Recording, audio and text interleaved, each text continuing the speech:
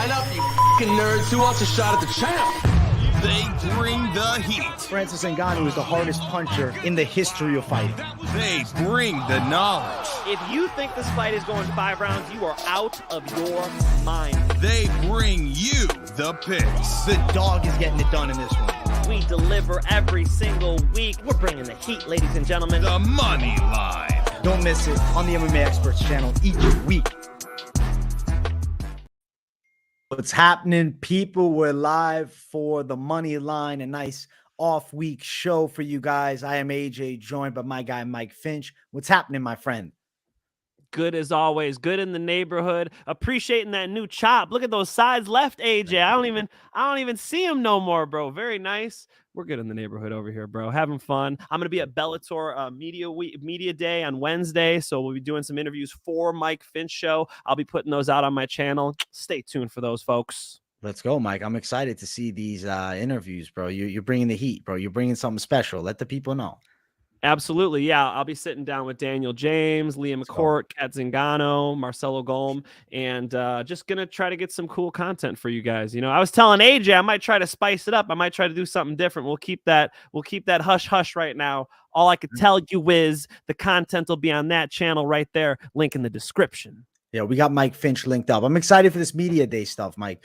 Definitely, bro. Keep me posted. You got that turnover rate. So you plan on posting them that night. I see a spam post. I need Mike Finch dropping 10 videos in like a matter of 45 minutes or some crazy I mean, shit. Not 45. Right. You know what I'm saying? Help me, bro. What the fuck? That's a lot of editing, bro. Actually, we had a couple people hit us up. I wish I could remember the names now because I've had a couple people hit me up from the last episode where I was saying I needed an editor. Yeah. Thank you guys so much for hitting me up.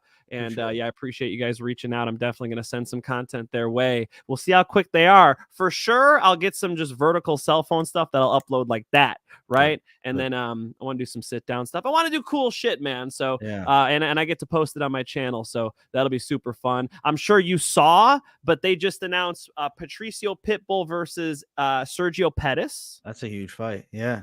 And they announced Yoel Romero getting the title shot against Vadim Nemkov. Those fights are fire. That's dope, bro. Bellator is bringing the heat, man. That is a Bellator card that I'm excited to talk about and cover. You know, with Bellator, I'm keeping it major. I'll do the bigger events. Some of the events that are more like their fight night cards without title matches, you know, I tend to slack off. But this week, bro, I'm covering PFL also because that's a huge card. I'm stoked. Shane Burgos making his debut. I'm excited for every fight on that card, to be honest. Kind of feel bad for Marlon Moraes, though. Why is that?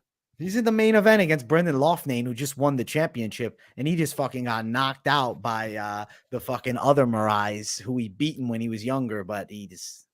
Come on, bro. Marlon's taking a lot of fucking shots at this point, bro. I don't think it's optimal to fight the best guy in the division. Your first or second fight in, you're fighting the best guy. He's getting crushed. I'll spoil the prediction for the main event. Come on, bro. You're not picking Loughnane. Get the hell out of my face, please. Come on, bro. Moraes, if he beat Loughnane, shock. That'd be shock at this point because it would be a hit to PFL. Let's be honest. I mean, PFL, you know, they need to, their production value is so good, but, you know, their athletes, I don't know how high level they are yet. This would be a statement, man. If he goes out there and puts a statement on Marlon Moraes, that would be a big deal. Marlon Moraes is a vet, dude. Marlon Moraes is talented for sure. Do you still think a win over Marlon Moraes is impressive, even with the loss in the last fight to Shaman Moraes, the chin looking like it left after the Sanhagen fight? Like, is that still an impressive win? Because that's their tournament champion fighting against Moraes. And I guess, you know, for your must win.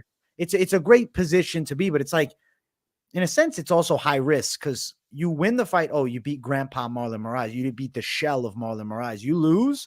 Nobody's going to say that was the killer Marlon Moraes. You lost. Say, yo, you lost to a washed Marlon Moraes. So I feel like for Loughnane, he's got to put it on the stamp. The statement needs to be made, dude. Statement needs to be made. Yeah, 100%. It's a high stakes fight for him. It's a must win type of thing. And for the organization as well. You know, they are going out on a bit of a limb doing that. But I think maybe the real test will be how good does Shane Burgos do? If Shane Burgos runs through this lightweight tournament, you know, it's going to say a lot about where they're at. But I got to give PFL a shout out. I mean, they did invest in my boy Shane Burgos. For those of you who don't know, first time I met Shane Burgos, I was 13 years old at a grappling tournament in Ohio. Ohio. I've been friends with him, like, online MySpace MMA debate page since we were children. So cool to see Shane Burgos not only become a fighter, but become a UFC contender, go over to PFL and sign that $1 million deal. Good for fucking Shane B, bro. I'm rooting for him. Bro, I think Shane might be fighting the next week, bro. Is that right? Okay, yeah, gotcha. He said almost time, and he was showing pictures of him in the gym. I didn't know if it was this card. I think it's next week, bro, because PFL is doing the I think they're going like several weeks in a row for 2023 to start it off next week. Bud Cahoza, where's he at, man? I'm not finding him. Shane might not be on for a couple events. Damn, dude, He was just posting today. I saw almost time. So okay, he's in shape. He's ready to go. A couple events is 3 weeks, bro, because they're throwing cards out pretty much every week almost. Yeah. Okay, here we go. April 14th, Shane Burgos is on the card. Okay. All right, there we go. So good luck to Shane B. Maybe we'll have him on after the fight. Definitely rooting for the dude. Class act. Like Shane B, they don't make better people than Shane fucking Burgos. So rooting for the guy. Yeah, Shane's a good dude. I like Shane. And I'm excited to see him fucking throw down. I do want to answer some chat up in here, man. Let's just shout out some people who came in early. First comment was Papa Chuck telling us giddy up, and goddamn, we were late for Papa Chuck. He said, what the hell, guys? My apologies, man. My apologies. Dude, last card was not, I don't think it was shitty I lost with Marlon Vera in the main event, but like things were pretty good all the way through. And our guy's here, bro. I got to bring our guy in, man. Shout out to the people, though, in the chat. Everybody that tunes in. If I didn't bring you up on screen, I apologize, but you're loved, and I see all you guys up in here. But we got to bring on a real dangerous contender coming through Bellator. Let's bring our dude fucking in. Let's go. All eyes on me.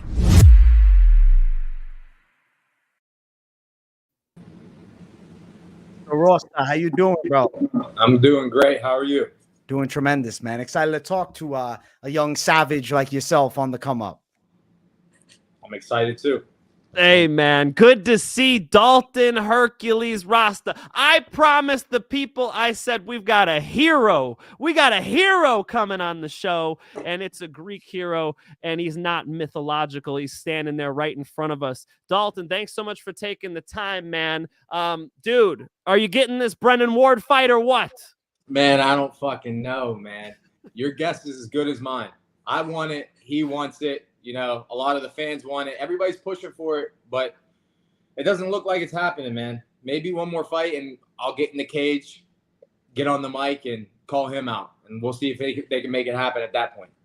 That would be AJ, I'm done with training, AJ. I'm about to drive home.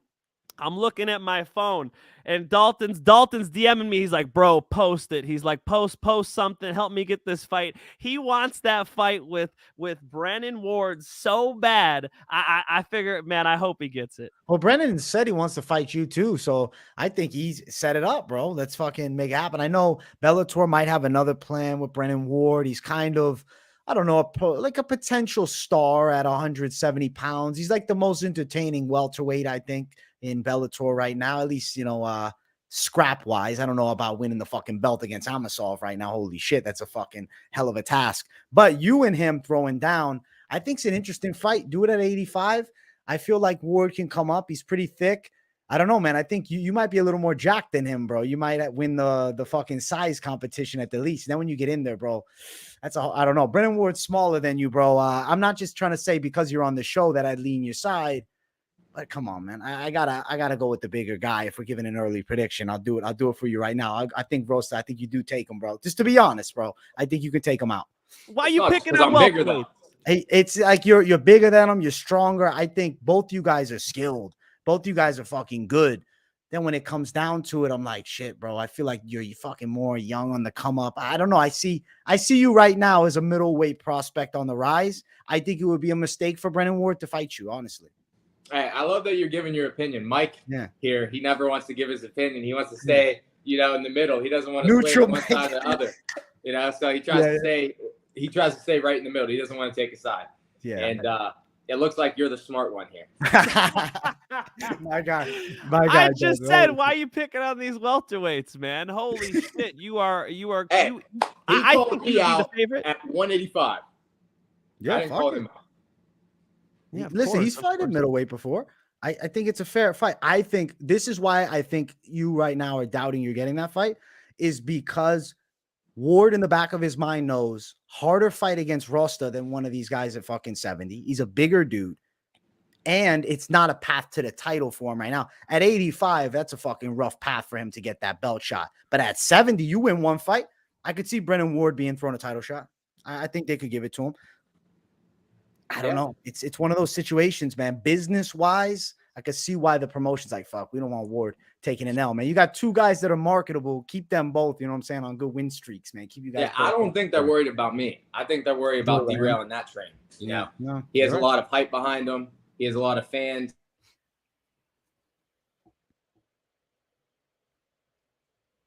Mike Finch, you frozen? Dalton's breaking up on us. Dalton, come back, bro. I thought Mike Finch froze. I thought it was just me who froze on you guys. Holy shit.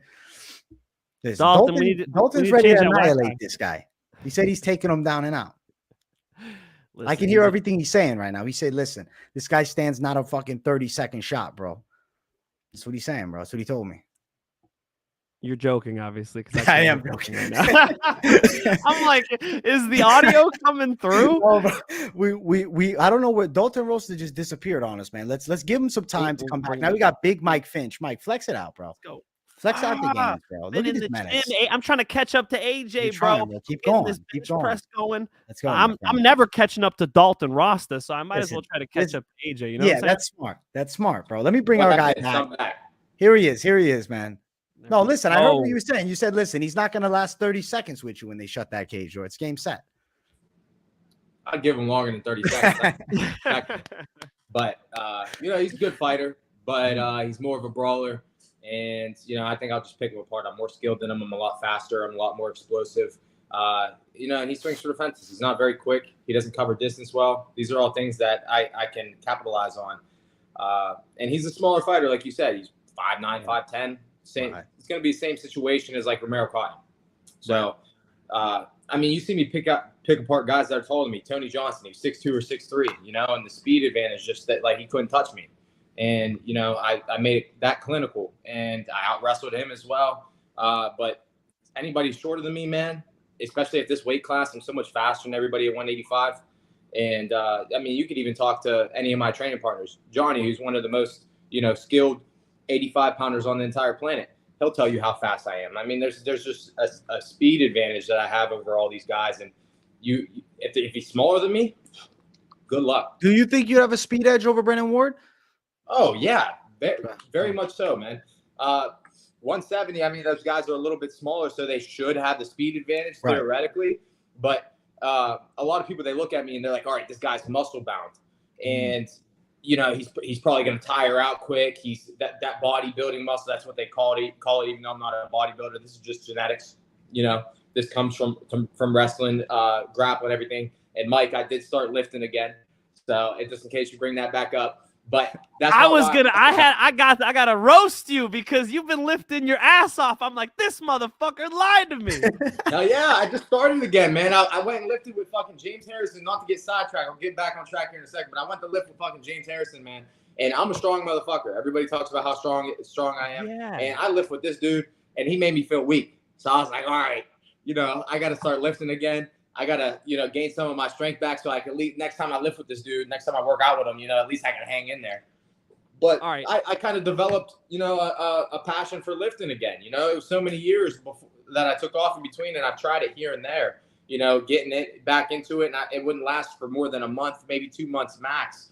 And I just lost my passion for it. But recently, through lifting and, trying to lay off so much hard training on my body from the MMA, from the running, from all the high intensity training, I kind of fell in love with it again. And I feel the difference in my grappling. I feel the difference in my sparring. I'm much stronger, not just in the weights, but it's translating, to the mass and everything as well. But trying to, get back on topic, even though I'm muscle bound, as people like to say, all this muscles contributing to explosion. So my first 1, 2, and 3 shots, those are quick shots. I'm not dragging out my power. 5, 6, 7 punch combinations. Of course, you're going to see my punches start to slow down. But the first 1, 2, 3, nobody's matching my speed. Nobody's matching my explosion. And it's it's derived from my athletic ability, and it's derived from my genetics and the way that I'm built. It's not a bodybuilding muscle. It's a athlete muscle, I guess is the best way to put it. I don't know what other way to put it. And that bodybuilding muscle thing, that people shit on the bodybuilding muscle all the time, but it's like, I think it depends on the person. Yeah, fucking, you know, I don't know, Ronnie Coleman, he's like, you know, way past a certain size, but like, you know, Franco Colombo, one of the fucking OG bodybuilders, he was a boxer beforehand. I know he was still boxing even casually when he was doing bodybuilding. Like, I don't think people shitting on you with that bodybuilding muscle is a good way for them to look out of shape and say, oh, fuck, no, he just more jacked than me. But then they get in the cage and they got bellies and you're kicking their ass, so you're flexing on them and you're beating them up. Come on, man. You know what I'm saying? Like, oh yeah, it's good shit. Let's think about it, man. Let's think about it. Anything you watch growing up, any movie, any TV show, any anime, any cartoon, anything that involved fighting, the motherfuckers were jacked. You know, no, it shouldn't be, you know, glorified for people to have dad bods or for people to be skinny in this sport. Yeah, those guys get away with it because they have other advantages. If you're lengthy or you have smaller arms, it's easier for you to choke people. You're more bony. You can get the blade of your arms and everything with the rear naked choke, Darce chokes, etc. But this, I mean, I'm built, I feel like how a fighter should be built. I take care of my body. I do everything right. And I'm not a bodybuilder. This is just a muscle accumulated from my genetics, which I think are phenomenal for fighting. You know, I think everything's been working out for me, and it's from God-given gifts. You know, I've worked my ass off and I've trained my whole life wrestling and boxing, but a lot of this success that I'm having, so it would be foolish to say that some of it isn't from athletic gifts, you know, and talent that I just have naturally. Oh yeah, you're a fast guy. I mean, you know, some people who are as have as much muscle as you do are slower. You're not that. You're very athletic. You're very fast. That's always stood out to me. Okay, I want to put a lid on it. So you're telling me that when you knocked out Romero Cotton, you didn't lift weights that whole training camp? Nope, not 1 ounce. AJ, you believe this shit? I feel like he's doing some type of fucking training with the body. Like, I mean, you're wrestling. So what is like, all right, so let me ask you this, because I would consider myself a bodybuilder. That's, you know, what I love to do. And it's a lot of fun for me and whatnot. And, you know, obviously I did martial arts and stuff when I was younger, casually training here and there. Now, not like, you know, your level, but were you lifting as a kid? Like, I'm curious, where did the muscle mass start, you know, growing? Like, when did you start feeling like, oh, I'm getting some gains on me, you know? Bro, my dad wanted to turn me into a fucking machine. He had me lifting at like 8 years old. Holy shit. For you. We'd be lifting. He'd take me to the gym at 8 years old. You know, I was benching like 95 pounds at 8 years old. It doesn't sound like a lot of fucking weight. That is a lot. But if you were 12 or 13 and you just like started lifting weights, or you were in a weightlifting class in school, I don't know if they had it in your schools. 95 pounds was a lot of fucking weight. I was doing it at 8 years old. You know what I mean? I got a funny story for you, bro. What got me into lifting seriously, freshman year of high school, I remember the basketball team I was on was working out with the football players, and they put 135 on the bar. I'm like, this is going to be a fucking joke. I'm like, it's 135. I remember as a kid not getting it up, and the shame I felt, bro. I said, no way, I'm not fucking getting strong as fuck, bro. That's it. It just had to happen, man. Yeah, I mean, so I found this picture. I don't know if you guys are going to be able to see it. I don't even know what the fucking camera is on this. I don't know what the quality is going to look like, but I was 7 years old in this. This was before I even started lifting. I was doing push-ups and sit-ups and shit at the time. I don't. Yeah, there you go. Yep, turn it a little bit. It'll come through. There it is. That is crazy. You have the six-pack on little Dalton. Six-pack, biceps. You know, it's genetics. The genetics, people bro. Are so quick to, if you look at any time Bellator post a picture or a video of me at weigh-ins, a fight, whatever, everybody's quick to hit the steroid button. You know, everybody's quick to say steroids, HGH, what testosterone, whatever the hell they say. But it's honest to God, genetics. And then on top of that, I started lifting when I was like 8 years old. My dad, like, we get back from the gym, this motherfucker wouldn't let me go anywhere before I went to the kitchen, and he made me my creatine, which tastes like fucking shit. I remember it was lemon lime flavored, and it was by, what's the company that makes NO explode? Oh, I know exactly what you're talking about. I don't remember the name, but I know the exact brand. It was that company, and he had me take their whey protein, and he had me take their creatine immediately after I got done working out, man, and it fucking tasted like shit. I like just talking about it. I remember the fucking taste. But he wouldn't let me go anywhere. I had to go straight to the kitchen. You know, you mix my fucking protein with like 16 ounces of whole milk, and I had to fucking drink the creatine too. He would mix it. I remember it was a little coffee mug. He didn't have shakers. I grew up poor, so he didn't have the money to buy shakers. So he had this little fucking coffee cup he would always have me use, and he'd take a fucking spoon and spin it. And whenever I'd be drinking it, I'd be drinking the fucking powder too, and it was disgusting. But that was at like 8, 9 years old. You know what I mean? And I got people that could verify this. People that own gyms, that's the brand right there. Still to this day, that had seen me in the gym, you know, and they know me by name. They knew my dad. They could tell you what age I was in that gym, you know. On top of that, like I said, good genetics, and I lifted from the time I was like 8, 9 years old all the way up until I was 20. Got done playing football in college.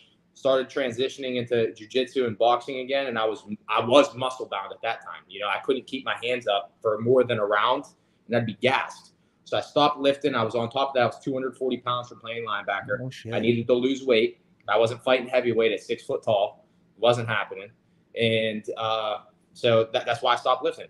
I stopped lifting for like 5 years, maybe 4 years at first, and then at that point I saw no reason to get back into it. You know, I was still like jacked. I was still strong.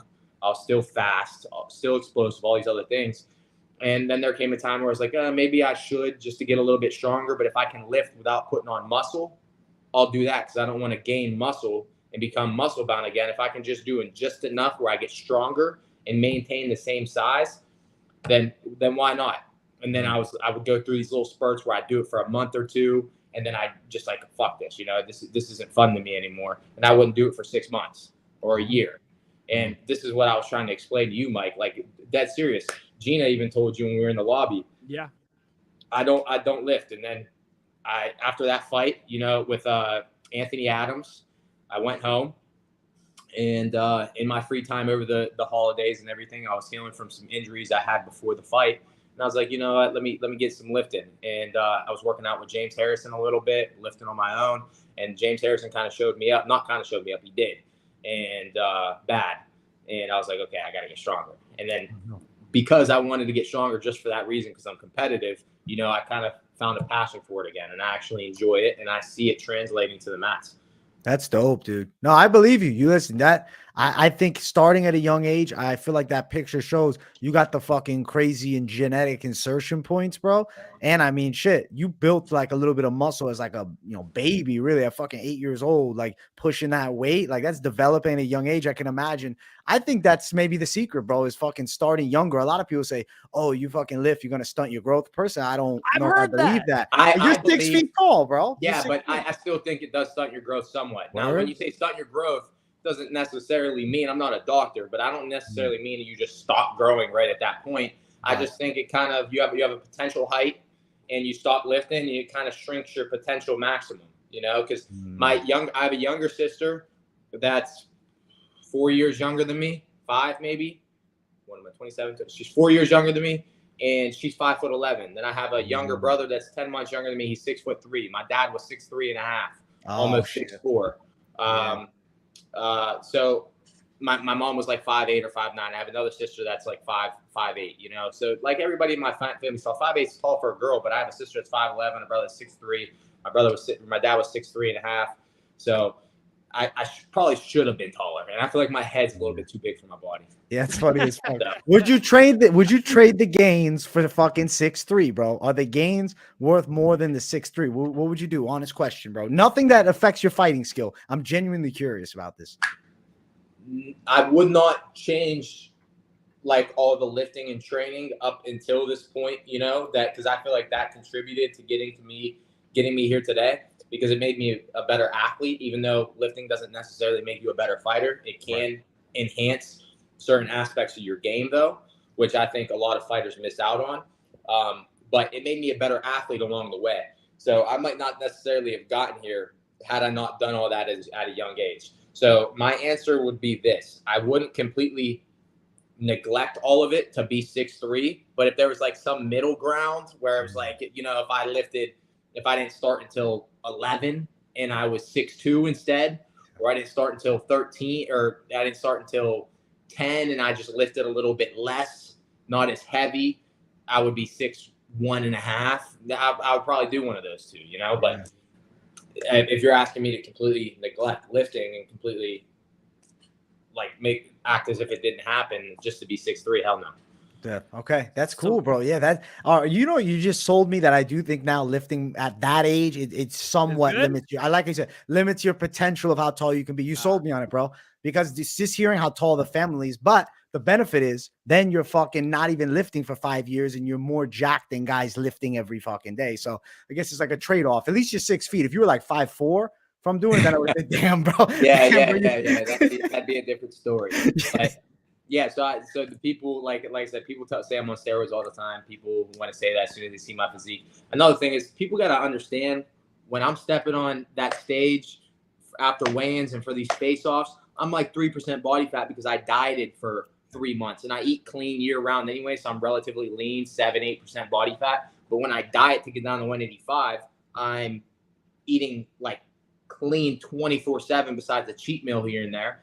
And training my ass off, burning more calories than they could even imagine burning in one day from all my training sessions. And you got to eat a lot to maintain that muscle.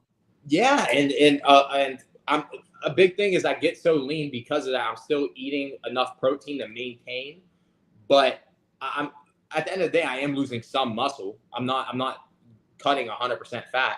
And these people are like, oh, steroids. Yeah, I'm 3% body fat right now because I dieted for 10, 12 weeks, and then I cut 10 pounds of water at the very end. Right. What do you want me to say? There's guys that are 30 pounds bigger than me that you wouldn't accuse of being on steroids because they're pudgy. Yeah, facts. I need AJ, I need the sound bite from Dalton Rosta so I can edit this little video together. Dalton Rosta, natty. You asking me or you asking him? I'm asking Dalton Rosta, natty.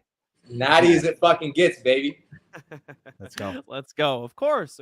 Yeah, no, I think working at that age, bro. It's a young age. He built a base very young, which is not some people normally do because it's frowned upon with the, it shrinks you a little bit. But yeah, no, I believe you, bro. You have a fucking great insertions. Yeah. I heard that too. I would show you guys my supplement cabinet too, but I'm on my iPad, so I don't know how that would work. Like, bring the cabinet over here. Just rip it off. You're strong enough, bro. I mean, I could fucking show you guys. I could bring. Let's go. Yeah. No, listen, we love lifting, bro. So we're all in, bro. Look at this fucking guy's arm. This freak, dude. If MMA wasn't your thing, bro, you'd be fucking bodybuilding, bro. Let's go. Holy shit. Behind the scenes, Dalton Rosta's subs cabinet. Dalton, walk me through it. These are needles, not for steroids. Okay. Actually, I have to take this out of here. These are peptides. This is carnitine. Okay. That I inject. There you go. Everything's like reversed on this camera right now. And then this is NAD. Where's the camera? What are the benefits of those? NAD. So NAD is anti-aging. I'm not a fucking scientist. I can't tell you the exact science behind it, but as you age, your NAD levels decrease. It's a derivative of B vitamin. NMN is a precursor for it, but straight NAD plus is a peptide developed for anti-aging, and it has other benefits besides anti-aging. It works at the cellular level, so your cells start to like oxidize from free radicals over time from shit you eat, just environmental factors, lifestyle, health, like how much you exercise, work out. And it's inevitable. As you age, even if you're very healthy, your NAD levels are going to decrease. And supplementing with NAD, or if people aren't okay with doing a sub-Q shot, which is just right below your skin, you could do NMN, which is a precursor to NAD plus, and it's in pill form. But another thing is that it's a precursor. It's not for sure that it's going to convert. And then on top of that, you're only absorbing like 40 to 50% of it whenever you take it orally. But yeah, so the other benefits, mental cognition, it's going to like help with brain fog. It's going to help with metabolism because it's a derivative of a B vitamin. It's going to help with endurance, recovery, stuff like that. The carnitine that I showed you guys, I know it was fucking hard to show you. Everything's like fucking reversed on this, and I don't even know where the camera is, honestly. But that helps with like brain health. If you get like a nootropic supplement, a lot of the time they'll have carnitine in it, but on top of that, it's an amino acid, so it's going to help with recovery. It's going to help with blood flow. It's going to help with endurance as well. There's a lot of benefits to that as well. And there's other peptides I usually take. I just run out of them just like any other. I take glutathione. It's good for your liver. It's antioxidant as well. Because of the properties of it, it's not made as an anti-aging peptide. It's actually naturally occurring. So it's not a peptide that like people made themselves. It's due to like the effects that it has on you. It's technically anti-aging because it attacks free radicals and everything as well. So I've taken that before. As for like other peptides, like I can't take it obviously because I get drug tested. I've been drug tested like fucking 5 of my 8 fights too. For people that don't want to think that Bellator drug tests us, but they're on the WADA list now. BPC 157 and TB 500. They're healing peptides. But if you're like, you guys don't compete in any sports or competitions that you would get drug tested in, or like your jobs, if you get drug tested, these are, as long as you're not a professional athlete, because they're considered performance enhancing, you can use them, and they're good for healing. It's good for gut health. Like it'll help with like joints, ligaments, muscle injuries. A lot of people, they'll inject them both, BPC 157 and TB 500. They use them like synergetically together, and they'll like inject it as close to the injury site as possible, sub-Q. And it's supposed to speed up healing big time. Dude, let me ask you this, bro. Diet question in the chat, and our boy's been asking to get up here. So let me break Cod Stream up. He said, "What kind of meat do you mostly eat?" So, like, what are you intaking as far as meat wise? So I actually am sponsored by White Oak Pastures now. So like pretty much all red meat. I get blood work done as well, and I know there's a lot of literature out there that says like if you eat red meat, it's bad for your blood pressure. It's bad for your cholesterol. There's all these myths around it. But when I get my blood work done, my hemoglobin's great. My B12 levels are great. My iron levels are great. My red blood cells, white blood cells, everything that has to do with your blood is great because of red meat. It's also naturally high in creatine. So if you eat a lot of red meat, you won't necessarily have to supplement with creatine. I still do, just because I train so intensely, 2-3 hard sessions a day. It's full of B vitamins like B12. It has thiamine in it. It also has a lot of amino acids in them as well. And there's naturally occurring, testosterone protagonists, I guess you would say. So that's why like Canelo Alvarez, when he popped for steroid use, he tried using like the red meat type of like excuse. It's not enough to make you pop, and it's not coming from like an endogenous source, so it wouldn't actually affect those levels in your blood to cause you to pop. But and the saturated fat, and it's actually really good for you. There's a myth saying the saturated fat's bad for you. It's actually very good for you. It's better than polyunsaturated fat or PUFAs, which cause oxidation of your cells and free radicals, inflammation in your gut. So saturated fats and monounsaturated fats are the good fats. You want to stay away from trans fats. You want to stay away from polyunsaturated fats.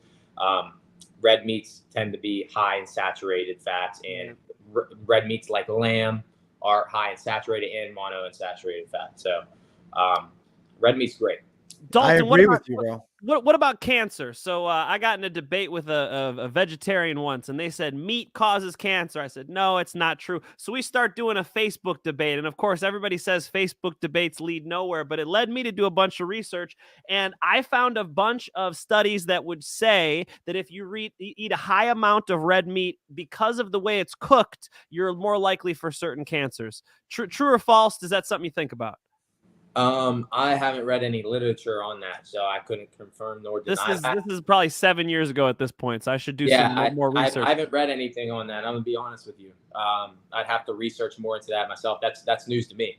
So familiar with Dr. David Sinclair? Have you ever heard of Dr. David Sinclair? Yes, he's the one that promotes NM. I was just talking about NMN.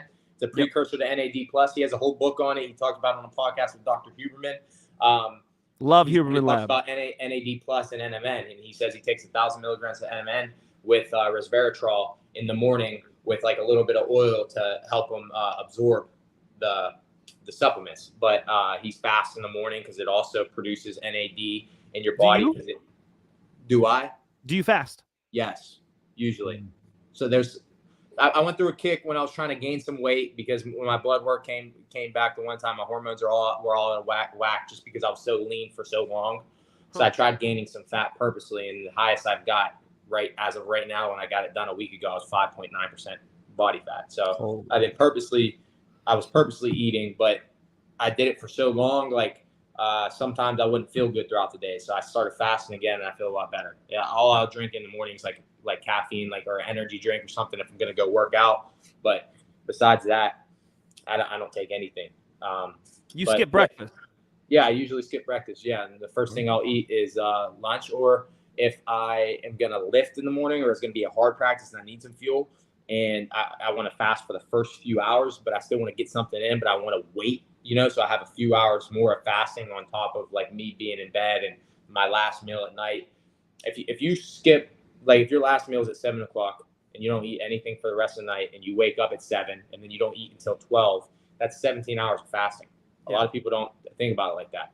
That's a lot of fasting. So a lot of people have felt a lot better from fasting like that for a while. But if I want to, if I practice at 11, a lot of the time I practice at 11 down here at ATT, I'll wait till 10:30, and then I'll eat a protein bar, something small that it's not going to fill me up. I'm not going to be having digestive issues or breathing problems whenever I'm sparring or wrestling, because if you eat too close to a training session, that's going to get your heart rate up. Your gut, you're going to feel it in your gut, and it's going to affect your performance. So if I have a tough training session, but I still want to fast, I'll hold it off to 10:30. If I'm training at 11, eat the protein bar, boom, go to practice.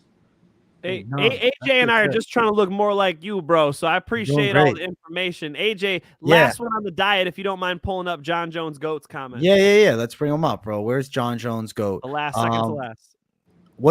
This is a good one, man. What's your go-to meal before the fights? The meal right before I fight. Fight day, lunch on fight day. So lunch on fight day, I'm eating red meat. A lot of people say, "Oh, don't eat red meat before you fight because it takes longer to digest," which is true. But as long as you're eating it far enough from the fight, if I'm fighting at 9 o'clock or even 7 o'clock, if I'm eating that at noon, I'm good. That's not still going to be in my stomach or slowing me down. And a lot of the time too, I eat red meat on my sparring days. I feel phenomenal. If I switch it up and try to eat chicken, I feel terrible. Or I feel like red meat's it could be a placebo thing. It could be all in my head. But if that's going to give me an advantage, even if it is in my head, I'm going to fucking do it. Yeah. What about carbs too? You do a rice or a pasta or anything? Oh yes, I usually do potatoes. So my full meal would be steak, avocado, and potatoes.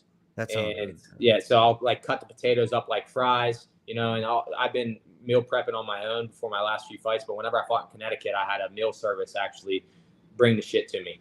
But I'll usually meal prep, and I'll cut them up like French fries on my own, like full potatoes, and I'll put them in the air fryer. And then I'll take the organic olive oil spray. So instead of just it's olive oil in a can, nothing else. I read the ingredients, make sure I'm not eating anything else, because a lot of them will say olive oil, but it's really not olive oil. It'll be fucking soybean and fucking canola and then a little bit of olive oil. But essentially what it is just olive oil, and it's in a spray. It's in a can where you could spray it. So it's supposed to be 0 calorie because you're using so little of it, but I use quite a bit more. It just spreads better. And I'll just coat the top of the potatoes, shake them up so the other side is showing. Just one quick stroke, coat the other side, put some garlic powder on them, throw them in there for 10 minutes. Boom. Dude, that's a money fight day meal, bro. That sounds hungry, bro. Good. I guess so. I wanna actually say another point. I think that there's a big anti-red meat thing. It's to push this fucking veganism diet, the fake red meats. But I'm reading something. Granted, I'm more of a I don't read into it like Mike Finch. He's a little more fucking into the the literature, so he probably has something on this. But did you see that thing about that fake red meat? Right? They're saying that that's cancer causing. They say, oh, it's red meat, it's so bad. Then this fake shit is fucking causing cancer. If anything would be cancer causing, I would say that. You know what I mean? Of course, there's things that are naturally occurring in this world that aren't necessarily good for you. Sugar. But I mean, if you're getting sugar through fruits, no, I'm talking putting people that are big into fucking cookies, ice cream. I think that fuels cancer cell growth. All the fucking sweets. I think when you get into the healthy stuff, like fucking naturally occurring sugars, you're good. It can. But I mean, let's look at it like this. I mean, the literature over time, even if there's conflicting studies and clinical evidence saying that it's bad for you, there's a ton of literature saying that it's fucking great for you. Right. And of course, there's going to be literature on both sides. Somebody's going to nitpick, somebody's going to be biased, somebody's going to look for resources that are just going to support their opinion. It's called a confirmation bias, and a lot of people are fucking guilty of it. So there's going to be conflicting studies and research on both sides. But if you think about it like this, you have something that's naturally occurring, you kill an animal. All other animals in the fucking animal kingdom, yeah, we're civilized animals, but we're still fucking a part of the animal kingdom. You know what I mean? We're fucking primates. We're just fucking evolved and developed. If every other fucking animal in the entire animal kingdom, fucking lions, bears, fucking tigers, fucking everything, all they do is fucking eat meat, and they're fucking healthy. How often do you see a fucking wild animal die from cancer? Not often. They usually die from natural causes or being hunted themselves. Not saying it does happen. It still does. It can be a genetic thing, but in human race, granted, there's 7 billion of us, so there's a lot bigger sample size. You see cancer a lot more often, and over the last 100 years, it's becoming more increasingly like it's frequent. And if you look at what's changed in our nutrition over the years, it's more seed oils, it's more sugar, more artificial ingredients, and more vegan shit. And that's on. I'm gonna piss off a lot of vegans, but if you look at anything, if you look at a vegan burger or a fucking plant burger, it's not gonna be fucking just veggies.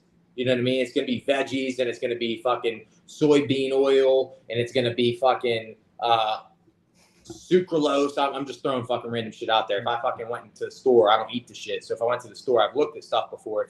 For example, there's a lot of people out there that drink oat milk or almond milk. If you look at a fucking bottle of organic milk, it literally just says pasteurized milk.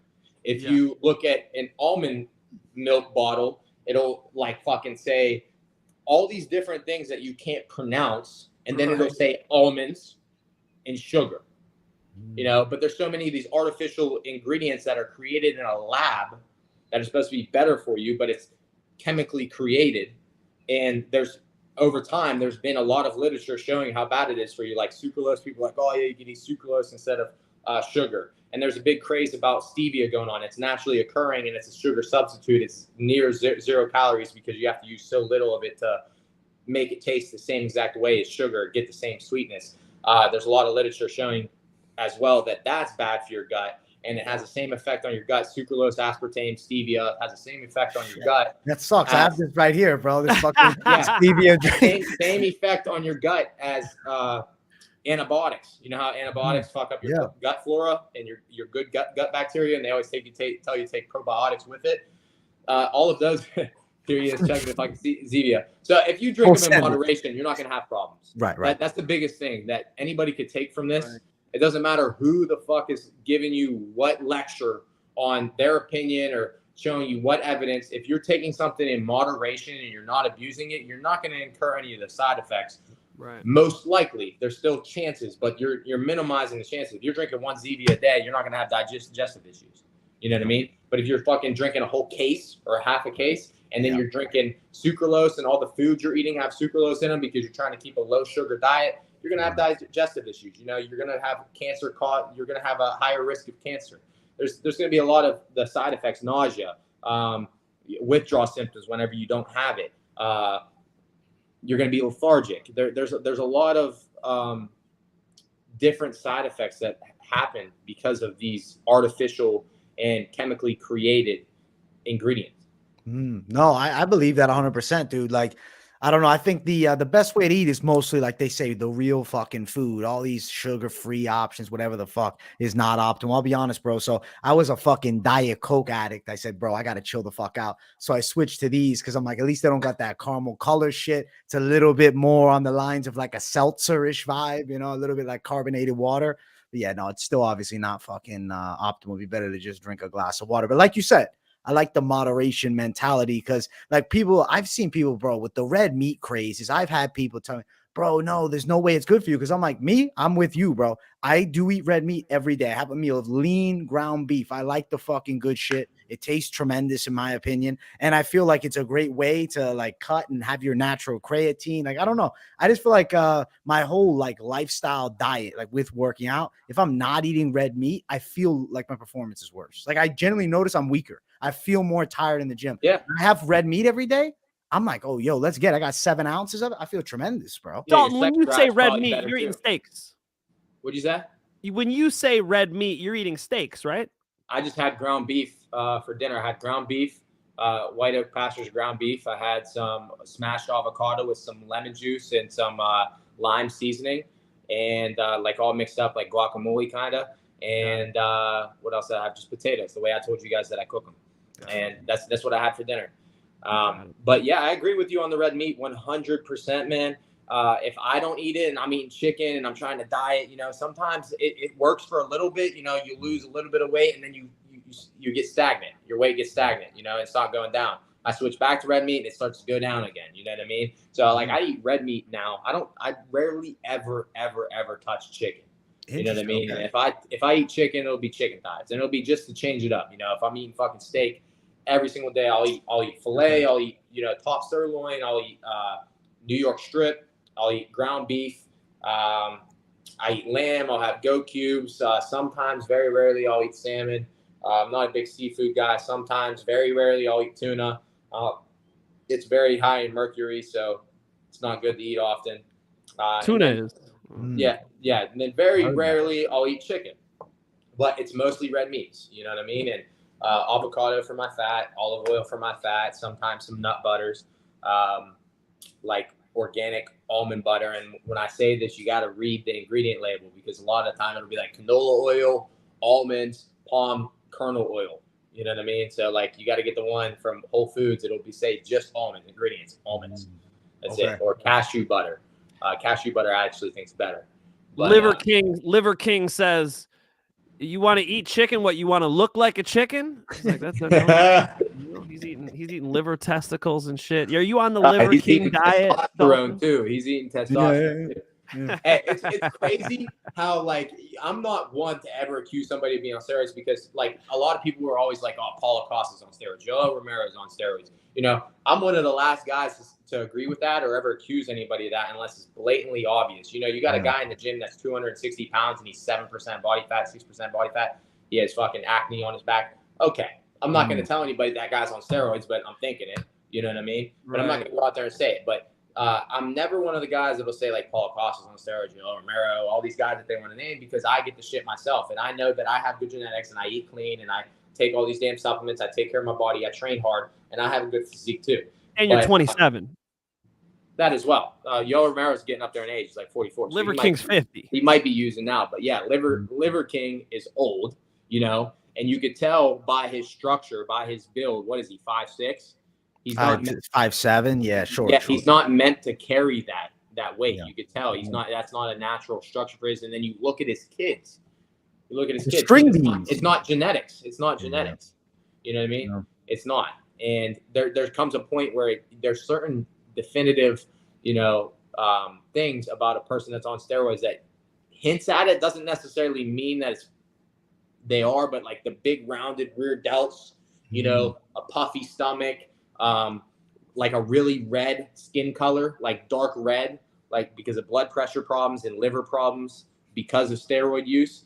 Those are giveaways. Acne, giveaway. Gynecomastia, the man boobs, giveaway. But all those things could be present separate from another, but usually whenever you have them all together, it's usually a tell that somebody's on steroids. And even at that point, I'm still not going to accuse anybody, but whenever that came out, you know, I was like thinking like, fucking no, duh.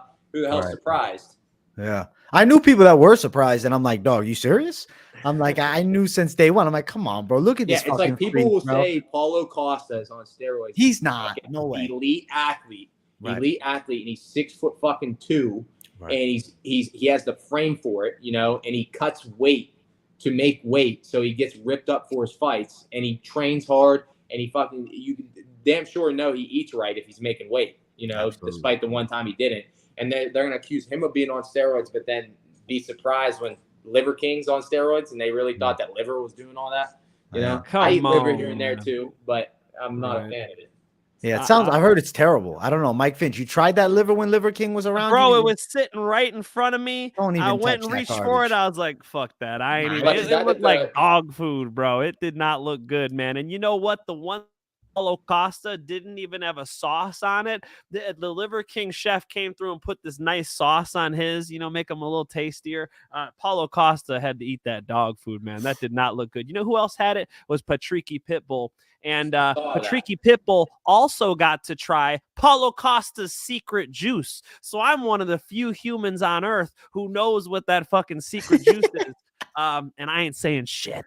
Mike Finch can't tell you, bro. Listen, I got to shout out Lula Morocco, my guy. Thank you for the donation, brother. You're a top G, bro. Much love to you, man. And I got to ask you this question right here, because the middleweight division in the UFC has a marquee fight on the horizon. And I know a lot of people in the chat, they want predictions. Pereira, Izzy, part 4. I know 2 fights were in kickboxing, but it's part 4. Does Izzy have a chance, bro? Or is this just his kryptonite? What's your thoughts, brother? I mean, I think Izzy's the better MMA fighter. I think it was pretty clear in the last fight. But, you know, Izzy's scared of getting caught. I mean, it was visible during the fight. He didn't have the same confidence. He didn't have the same aura about him. You could tell he was scared. So if he goes in there with the same mindset, because he did get finished and he's down 3-0, he could have a chip on his shoulder and use that to motivate him to win. Or he can go in there scared, knowing that he's lost 3 times and 2 of them were finishes, you know, and where he was getting beat up pretty bad. It all depends on his mindset. But I think Pereira is going to win, just because of the confidence factor and the fact that he's up 3-0, even though that Izzy, I wouldn't be surprised if Izzy did win. He's a better overall MMA fighter, even though he doesn't have any grappling either, but it's more resistant than fucking Izzy. You know what I mean? And look, Izzy, I mean, it's more resistant than Pereira's. Izzy controlled him on the ground, you know? And Izzy, I think, is a little bit quicker, a little bit slicker, you know? Pereira relies on that big shot. I think Pereira's got his number, bro. You said it. It's like, yeah, that's not. He looks tremendous. His skills are awesome, but I just think the way they match up, and Pereira's mentality is like sicko mode, bro. Like, I saw a video today of him. He's got Chuck Liddell working on his like clinch game a little bit. He's putting the head right in the fucking other side of the head as they're in the clinch. Like, it's good shit, bro. I like Pereira's chances. I think he wins again. I feel like Pereira is like that boogeyman type of star. And let me ask you this, man. When you look across the ponds of the UFC, I know we're not in fucking England, but you know what I'm saying? When you look at the UFC's middleweight division, how do you feel Bellator guys stack up? Because Johnny Eblen, obviously champion, people have said they believe Jorge Masvidal himself, best middleweight in the world. You're an up-and-coming contender there. What do you feel about the different matchups from the UFC to Bellator? And if you had a dream crossover, what would be the fight?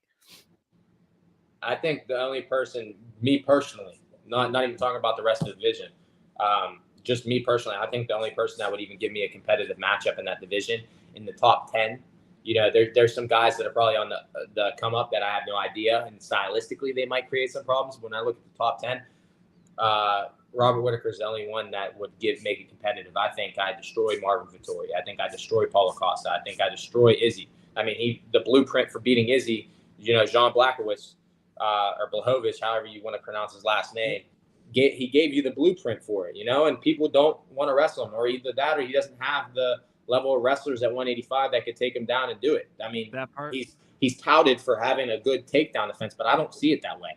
You know, Marvin Vettori was listed as a wrestler. What's his wrestling credentials? Does anybody know? Nothing. Anybody here know? He trains at Extreme Couture now. Huh? He trains at Extreme Couture now, but he was down the street over here at King's MMA. They're not known for their wrestling. Yeah, and not saying he has bad wrestling. You know what I mean? No disrespect to him. But he's not the level of wrestling that I am.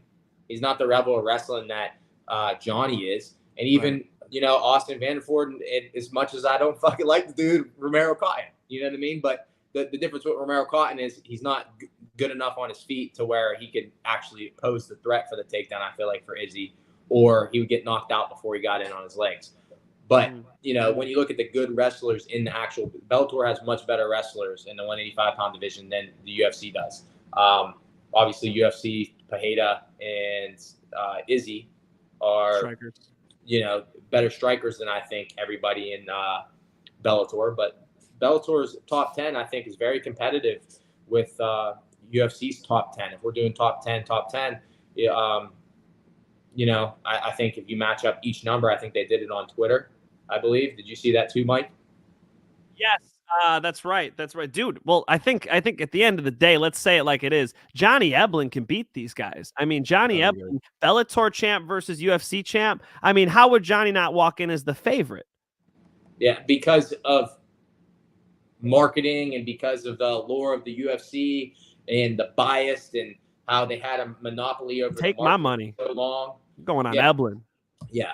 But and no disrespect for Johnny. Johnny's one of the best fighters in the world, and I think he would fucking beat him as well. But I'm not counting myself out of that fucking conversation either. I would beat both of them too. There's gonna be a lot of people fucking watching this. A lot of people that might see this later that are gonna be like, "This dude's out of his fucking mind. He's ranked 5th in Bellator. This guy's a B-League fighter." Blah blah blah blah blah. Stylistically, I am a fucking horrible matchup for Pereira or Izzy, and I got somebody at my gym that could fucking prepare me for them too, and Artem Levin, who already fucking dusted Pereira. Yeah. And I have competitive rounds with him on the feet, believe it or not. I mean, the dude, he's better than me. He's done some shit that made me look fucking silly sparring whenever we're striking. But 95% of the time, it's competitive rounds until he pulls out some fucking trick out of his fucking back pocket. You know what I mean? You add in the fucking wrestling and the fact that I can mix it up. It's not striking then wrestling. It's I'm striking. Oh, I'm on your legs. Oh, I'm back to striking. Oh, I'm on your legs. Oh, you're on the ground. I'm letting you up. I'm hitting you on the way up. Up. I'm taking you back down. That type of shit. I'm a fucking horrible matchup for 99% of the people in the UFC 185-pound division, period. In the top 10, like I said, the only one that I feel like would give me, just because of his movement and his athletic ability and his awkward style, is Robert Whittaker. And I think that would be the only competitive fight.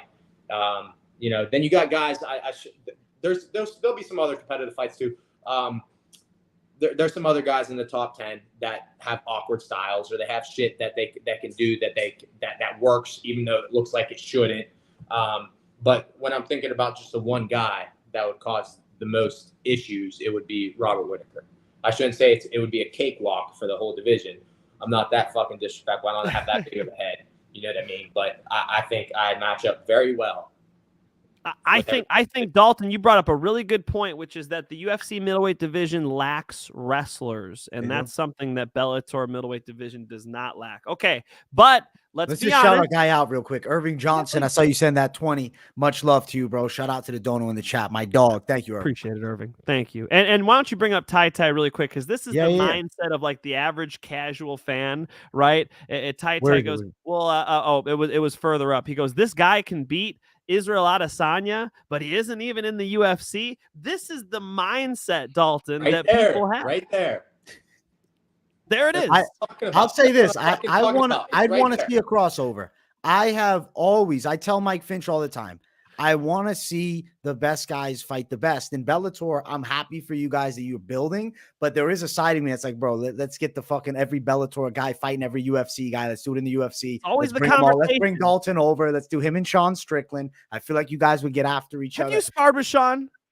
That'd be pretty dope. What'd you say? Dalton Rosta, have you sparred with Sean Strickland? Yeah, we actually did some kickboxing sparring when he was down at ATT. He knows AJ. When was that? Like a year ago, maybe a little bit longer. You ain't got to disrespect him. You ain't got to. No, I'm not going to disrespect him. The dude's good. He's when I was talking about like some guys that have like that upper style, he's one of them. I can't believe I didn't even think about him off the top of my head. The dude has he has a good jab, and then he's like has that real upward upright style, and it kind of like throws you off. You know what I mean? That'd be another competitive fight as well. The dude makes every fight competitive. He makes them all like gritty fights. My question, AJ, I got to get this one out. My question for you though is, your training partner Johnny Eblen is right now the best middleweight in Bellator, I think, in the world. He's looking so dominant, some phenomenal wins. Gegard Mousasi, Tokov. What's going to happen as you approach the top of this division? Are you guys going to have to end up fighting?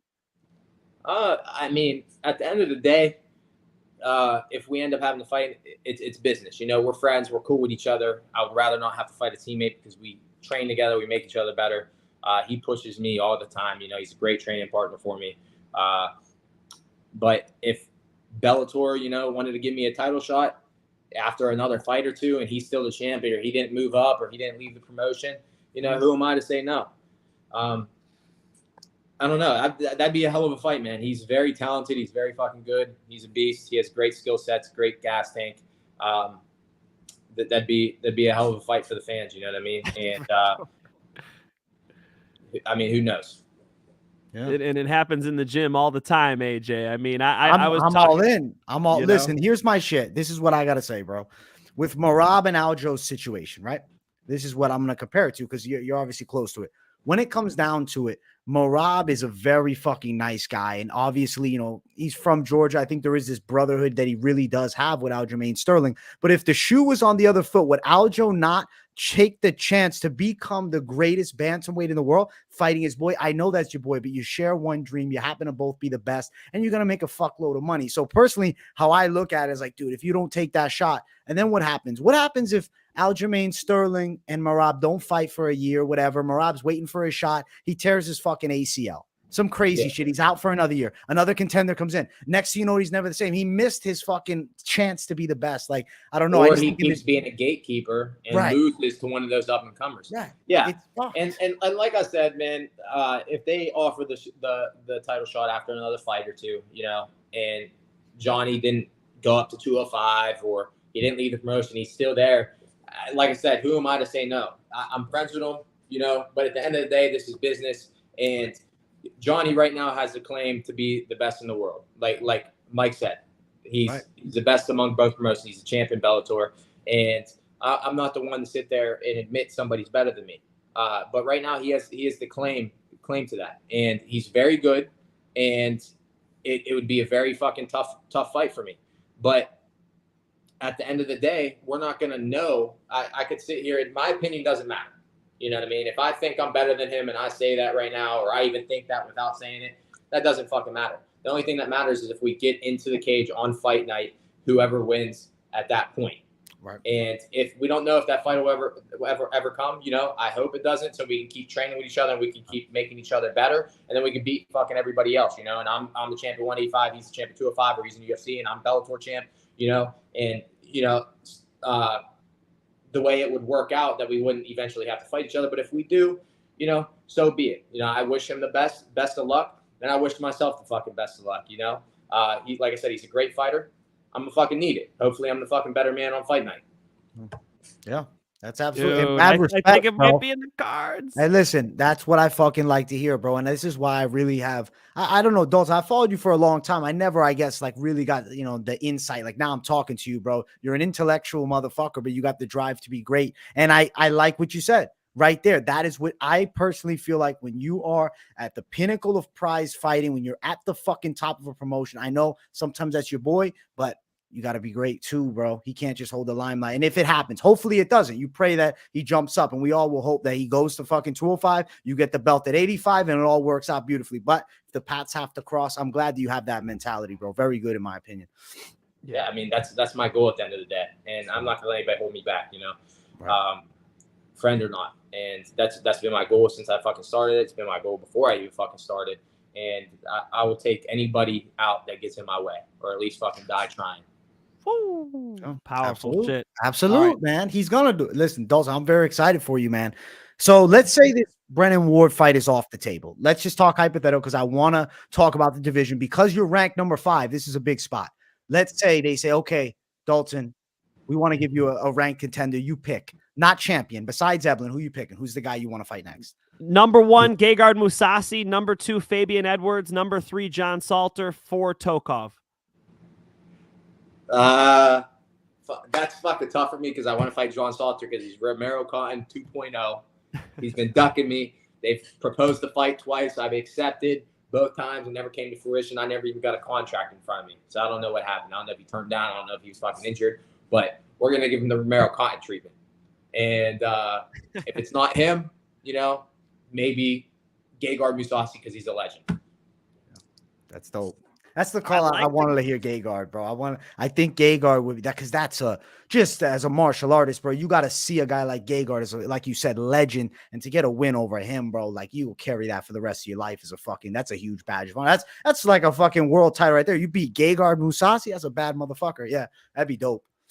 Everybody respects that across all promotions, Absolutely. across all mixed martial arts, the whole combat sport in general. People understand what it is when you beat a name like a Gegard Mousasi. You're only 8-0, brother. So, I mean, something like that does make a lot of sense for you. But you're closing in on the top here, man. So I don't know what they're going to do with you, because it seems like you and Eblin are on a collision course, and you look like the two best middleweights in the world to me. Yeah, and a lot of people that might not even think the same thing. They might look at fucking Gegard Mousasi and be like, he's a legend. He's going on for fucking win number 50. This dude has 8 fights. You know, he's still raw. He's still green. I see it all the time. I hear it all the fucking time. No matter who I beat, I'm going to fucking hear it until I have fucking 20 fights. And you remember knows? Josh Thompson? Yes, I fought. He got it, you know. He got his little payback when I got my fucking time on the mic after Romero Cotton fight. Shit. But there might be people out there that think Gegard Mousasi is a better fighter than me. Hell, he might be a better fighter than me. He might be the more well-rounded. He might be the more experienced. He might be more skilled. But there's one thing I could fucking tell you. The better fighter does not always win on fucking fight night. The better fighter might fucking win the rounds in the gym. You know, the better fighter might have the better experience and he might have beat better opponents. But on fucking fight night, it's different. There's only fucking 2 people in that cage. I don't care what your fucking history is. I don't care what fucking went on in training.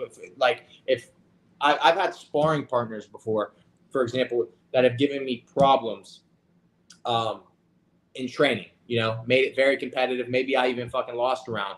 And I'm not going to put any names out there, but it was in my fucking amateur career a couple times, 2 separate times. And I ended up fucking fighting them first round knockouts. You know what I mean? It's completely different. It's completely fucking different. So I don't care somebody's history. I don't care who they beat. I don't care how fucking good they are. They could even be fucking better than me.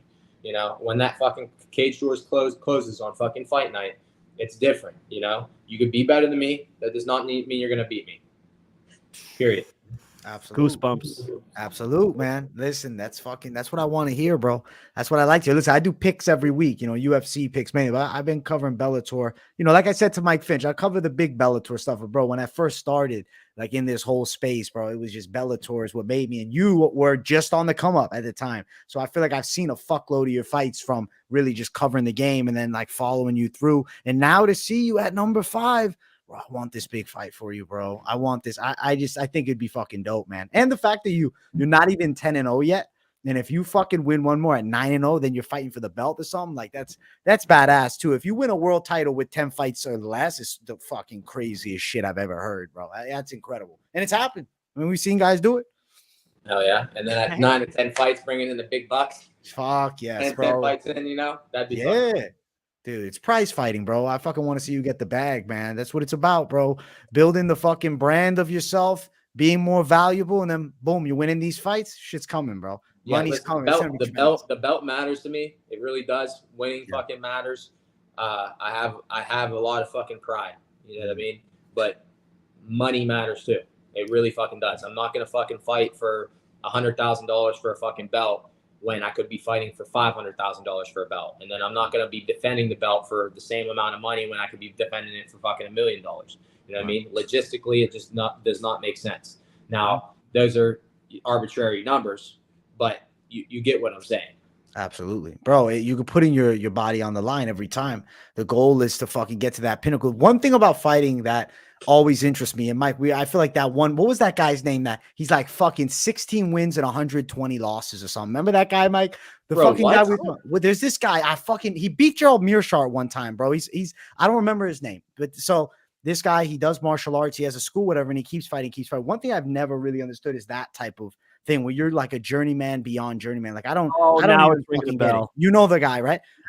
It just blows my mind how people get into it to not be the best. Like, bro, you fucking taking that damage to fucking make somebody else's fucking career be a fucking walking stepping stone. Like, bro, this is not tennis, man. You don't you don't play fighting, you know. You're all in or you're not, and you know, your health is on the line every single time you're in there, you know. So yeah, you got to be all in, as you can tell Dalton is. You know, Dalton's the other end of that spectrum. Dalton lives right there, the lifestyle. Jay Ellis is the guy. And no disrespect, he seems like a really nice guy, but I don't get it, bro. To keep fighting when you're taking fucking 100 losses, are you fucking kidding me? That just seems like a bad investment of time, bro. That's my honest opinion, bro. You fucking 8-0, already number 5 in the world, really where I was getting at. It's like the complete opposite. You know that it's worth whatever quote unquote they say risk you have, you get in. You putting the fucking work in to get where you want, bro. That's sick. It's pretty dope, bro. Mad respect, bro. I'm a big fan of dream chasers, bro. So hell yeah, dude. Hell yeah. Dalton, we've taken up you. I think it's the longest guest we've ever had on Moneyline. Yeah, we've been here a while. We appreciate you bringing us through your kitchen. We got to look at his supplements. We know what he eats. We know what I mean. It was very cool getting to hang out with you, man. Right now, when you got a moment here, we'll cut this and put it on social media. Anything you want to say to the people? Giving me the floor now. I'm giving you the floor, bro. Hopefully I get 2 fights this year, and if I do, come for the title next.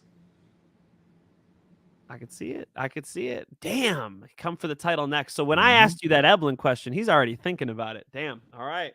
He's Woo! We got some talent up there at Bellator middleweight. Yo, well, give your Instagram handle too, because we got people in the chat. I guarantee you they'll follow you, bro. At least something. What's the handle on IG, bro? Just Dalton Rosta. Dalton Rosta. I don't know if I was following you, bro, but I'll follow you right now. My apologies, bro. I'm an honest guy. All good. I'll follow you back. My guy, MMA Experts is the handle I'm following you with, bro. I'll follow you with the fitness one too, so you can see that I actually lift, bro. You say, maybe that's a fitness tip, account too, bro. Yeah, I got a fitness account too. That's my you know it's passion, real when they got a fitness account. You know it, bro. Come on, man. That's how it all starts, bro. The Gym Bro fitness account. Where's the Dalton Rosta fitness account then? I can't do it, man. That market is too saturated and it's too full of lies. You have people out there they just started lifting 2 months in, they start looking a little bit better, they make a fitness account, and then they start giving fucking diet advice, and they're this fucking trainer, and they're always talking about how you need to do this and that with no regard to blood work, with no regard to hormone levels, with no fucking regard to food allergies, with no regard for sleep, for water intake, for fucking cortisol levels. No regard for anything. No regard for insulin levels. No, it's a disaster waiting to happen. And if I went and got into that market and tried to call people out, I'd be fucking stressed out all day long, every single day, and I wouldn't even put a dent in everything that's so wrong with that market. Absolutely. And actually, I have one question for you, bro. You're speaking of hormone levels. I'm curious did you ever get your testosterone levels checked? Like, I'm curious if you have like just naturally high tests too, because you got the fucking big frame. Like, what does it sit around? Because like, don't they say it's like 200 to like 1,000 is like the normal range? Yeah. So which is retardedly wide. So it was actually on the lower end when I got it done last, because I was a week out from my fight. So I was really low. So my estrogen was non-detectable because I was so lean. I was at like 2.9% body fat. My estrogen was non-detectable, and I was actually dragging down my testosterone levels. And I think it was I'm sorry, I didn't mean to say 626 or something like that. Yeah. But that's lower than it should be for, the way I'm built, the way I work out, everything. When I got it done before that, a couple years before that, 2-3 years before that, it was like 1,100 and something. Oh shit! Wow. So, no, that makes sense though. That like you have the fucking naturally high test. You worked out fucking young, and the diet seems like it's A1 in supplements. Like you seem out of every fighter I feel like we talked to, this guy knows the most about what the fuck he's putting in his body, bro. You know your shit, bro. You eat right, bro. You fucking even have just the supplements. That's focusing intense, on it that much, man. Like another thing that go ahead. Another thing that affects testosterone levels too for combat athletes is your hypothalamus is in your head. And when you're getting hit in the head, it's irritating your hypothalamus. It's telling it to stop producing, testosterone essentially. And so combat athletes, football players, so MMA fighters, boxers, and football players, professional football players, there's actually studies on this that show that they have lower than normal testosterone levels than their counterparts the same age that are also healthy. If you compare them to somebody that eats like shit and doesn't work out and is a couch potato, they're still probably going to be higher. You know what I mean? But if you have a normal average person who all they do is lift, and maybe they do cardio 2 days a week, and they eat clean and they live an active lifestyle and they're healthy and they don't drink alcohol, their levels are probably going to be higher than the professional athlete. And a lot of it has to do with that also, like I said, is your body fat. If your body fat's super low, which combat athletes experience a lot because they have to cut weight, that's going to drop your estrogen, and that's going to drop your testosterone levels as well. and that has an effect on your pituitary gland. So you produce testosterone 2 different ways, and it's through your pituitary gland and your hypothalamus. And you're getting hit in the head, shutting off production one way. You're getting your pituitary gland stressed because of the weight cuts, and that's also hindering your testosterone levels as well. So, that makes sense, bro. So that's intense, bro. That's good shit to know, though. That does make sense, though, because like if you're fucking getting hit and then that lowers it there, and you're fucking cutting a shit ton of weight, bro, it makes sense that yours would be like a little bit lower side when you're fucking right in fight camp, ready to go. Like they say, dudes, like you said, like that are incredibly lean, like their test is lower, and people are like, how the fuck is that possible? It's like, bro, that body ain't meant to be that lean all the fucking time and shit. Right. Yeah, pretty much the important message from this is if you get blood work done and your testosterone levels are low and you are involved in a contact sport, or you do profuse amounts of cardio, you're constantly in the sauna because you're trying to lose weight and you're trying to stay lean, or you are super lean, those might be contributing to testosterone levels. Other things contributing to your testosterone levels might be deodorants or shampoos that have parabens and other shit in them that are bad for your hormones. Naturally, you're putting that on your skin every single day. Your skin's absorbing it. Other things are diet, sleep. Your cortisol, if you're stressed, your cortisol levels are going to be raised. The higher your cortisol levels, usually the lower your testosterone levels. There's a correlation between them. There's several different things that contribute to that. So you got sleep, you got cortisol levels from stress, you got your diet, you have hair products, soap products, deodorant, stuff like that. Artificial ingredients, like we were talking about. If your gut health is fucked up, you might have lower testosterone as well. That could be fucked up from, constant use of antibiotics, too much sugar for a long period of time, artificial sweeteners. I can go on and on and on. So you shouldn't immediately want to get testosterone replacement therapy. You should try to tackle those things that could be contributing first, and then you should see a difference in your testosterone at that point. And if it's still not where you want to be, then you should try testosterone boosting supplements, herbs and stuff that are legal, 100% legal. They just contribute to your natural testosterone levels. Like they promote an increase potentially. It's not a guarantee, but if you're otherwise healthy, you're doing everything right, and you need a little bit of a boost.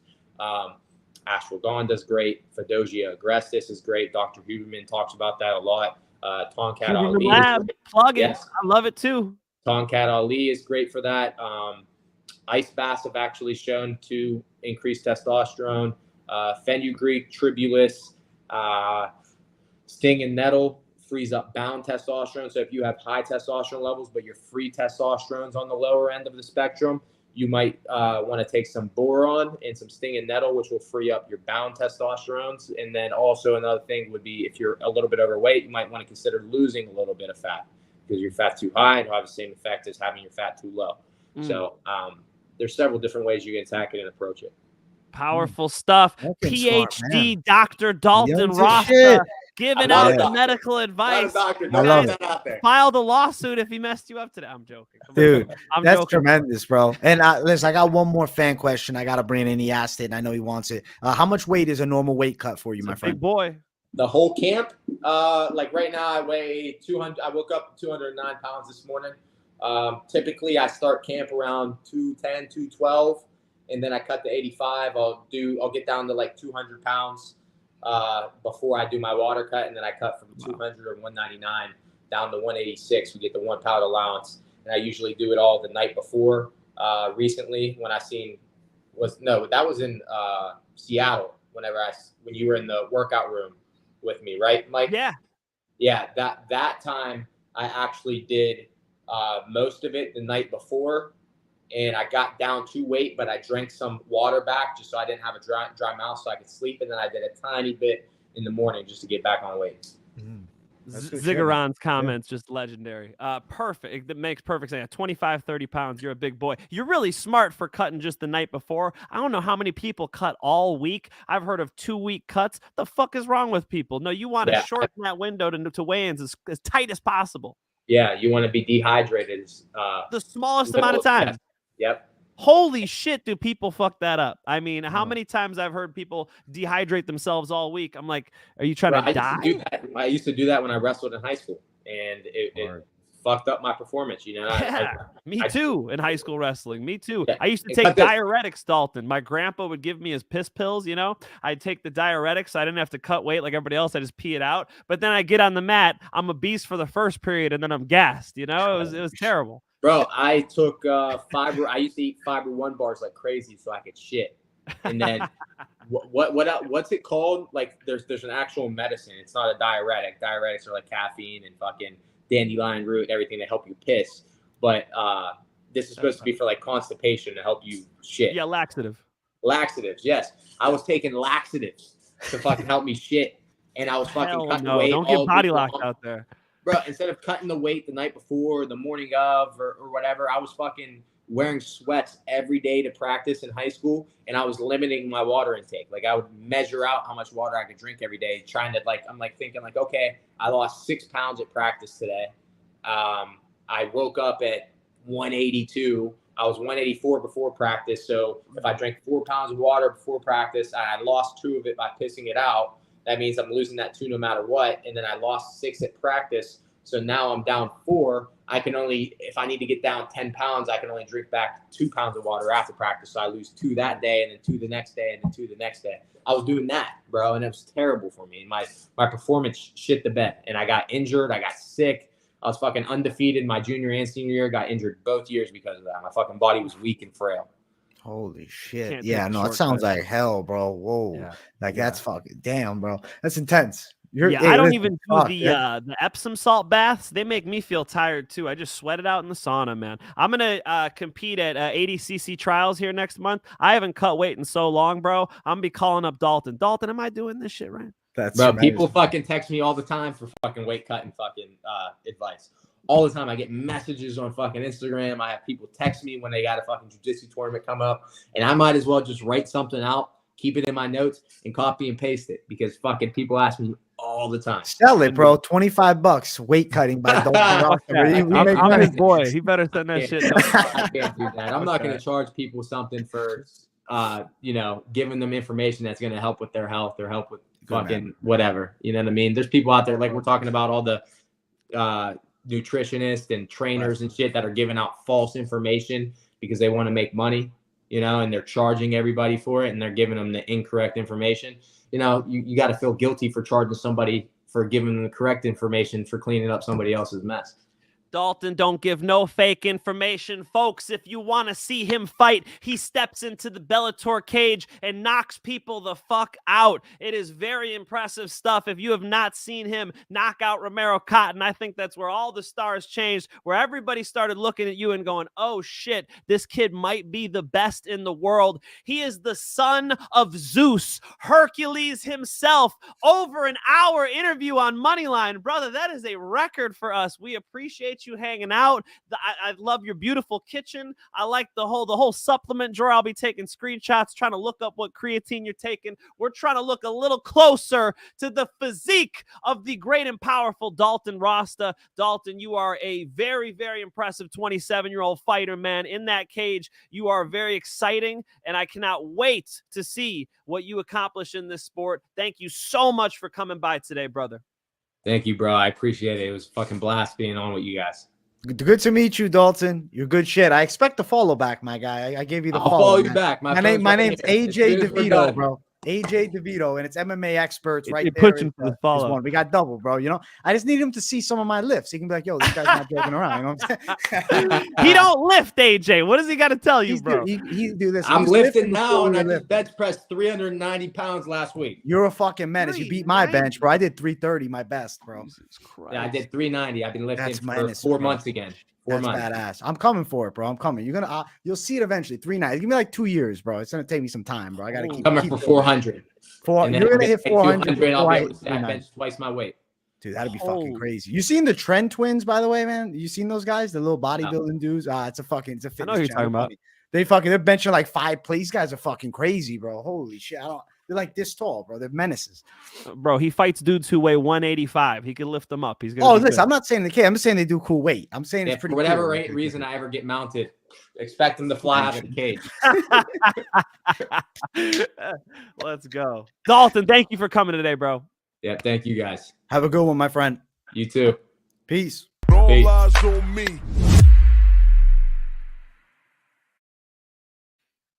Mike Finch, bro. We brought the heat with that interview, bro. It's fun, man. Dalton, Last. Ty, I hope I didn't roast you too bad. He's like roasting me in the comments now. He's like, Finch has got a lot of estrogen. Come on, son. Come on, son. Yeah, they're benching 300. I could bench like 250. That's okay. Listen, there's nothing wrong with it. Listen, I want to say something, guys, in the chat. Make sure you drop a W in the chat for Mike Finch because he is the one that set up that interview. Come on.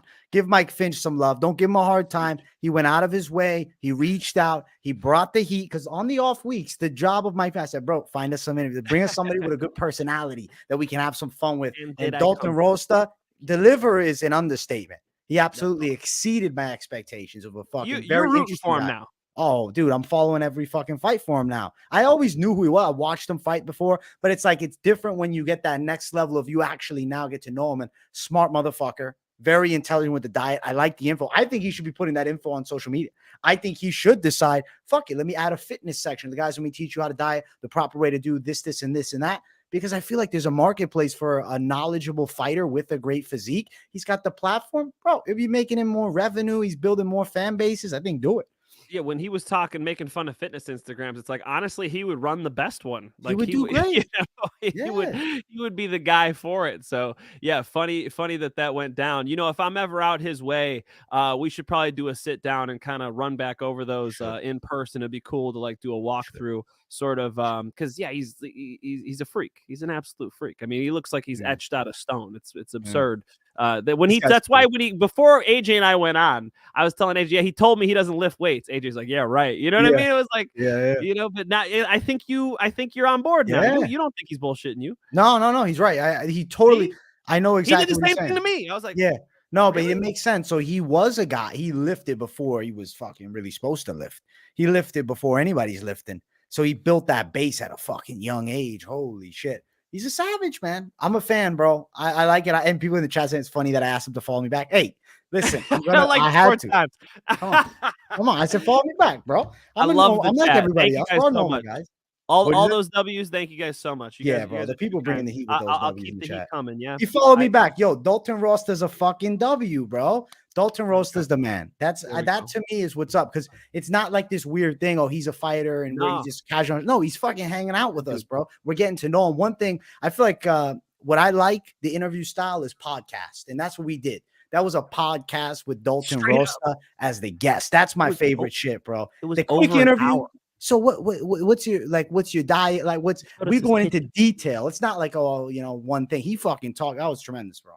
Yeah, man. He showed us his supplement cabinet. Like that was badass, man. So very, very cool for Dalton to come by. Bro, we had a UFC card last week I hit my parlay and I hit my lock and the main event hit. So we're back on the motherfucking path and I'm not going off the goddamn path. Can we talk about some of these fist fights? Yes. Listen, okay, main event. Chito Vera got clearly outworked by Sandhagen. Vera's got the fucking slow starting curse now. Like it was, it happened, but like, damn, it happened.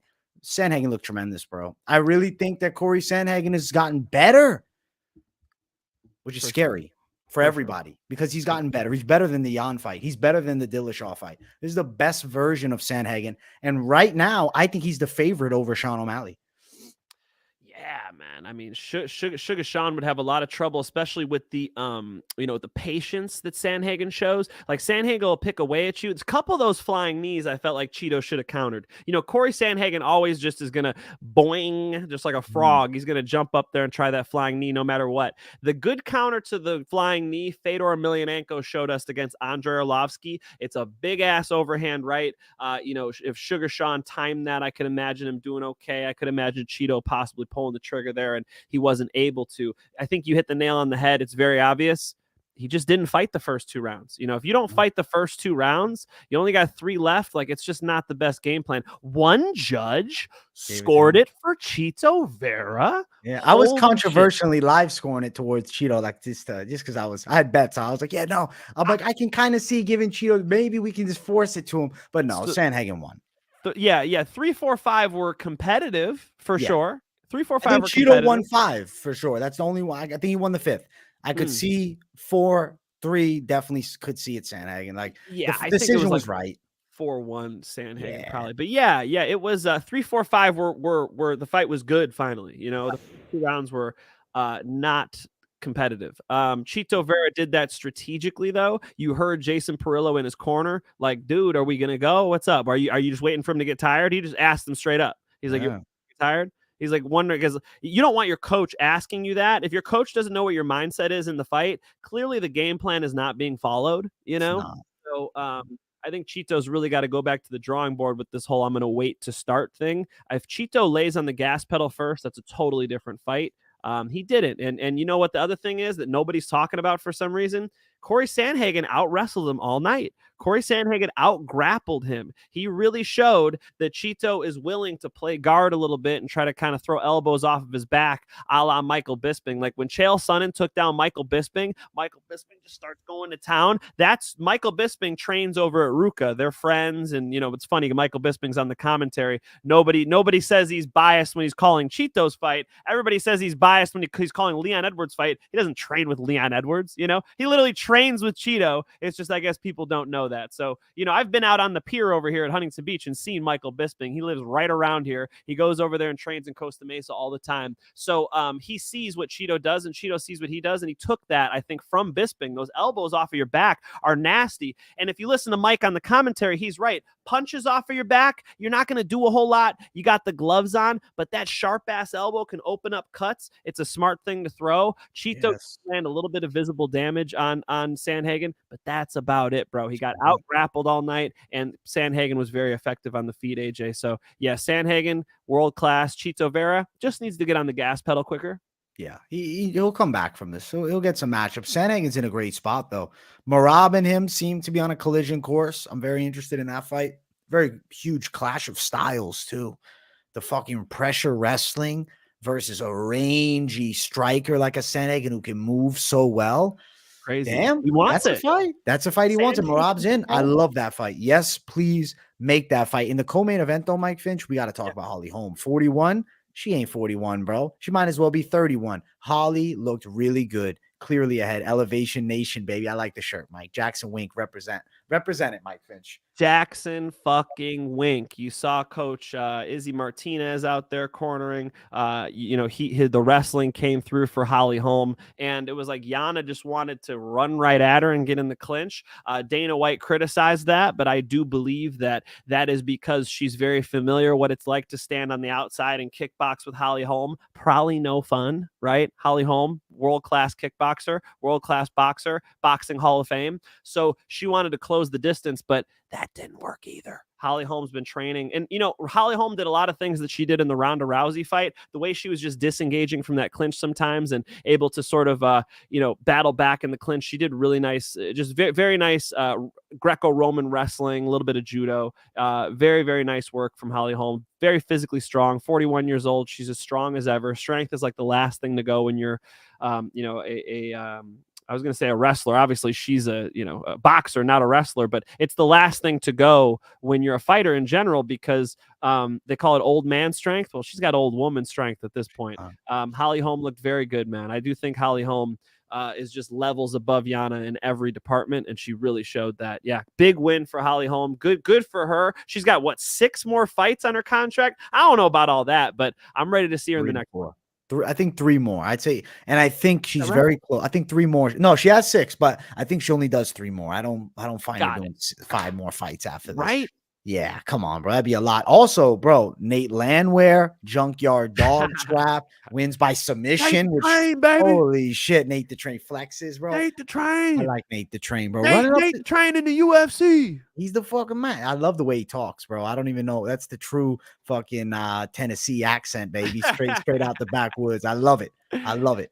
I don't think I Who got would it be an quite right, ideal but yes. fight for Landwehr? Bro, I got no idea. Rebook the Caceres fight. That'd be my answer to that question, Igor.